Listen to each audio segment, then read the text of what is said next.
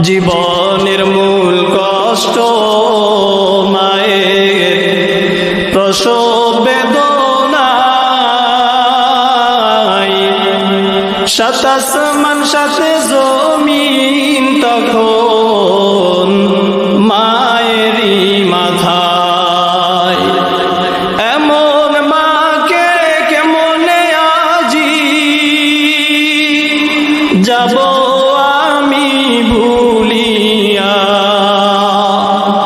ও আমার প্রাণের মা, মা গো মা, কোথায় গেলে মোরে ছাড়িয়া। জনম দুঃখী ইয়াতীম আমি, চাই না কেহ ফিরিয়া। আমি যখন ছিলাম আমার মায়েরই উদরে, চলাফেরা করতেন যে মাই কত কষ্ট করে।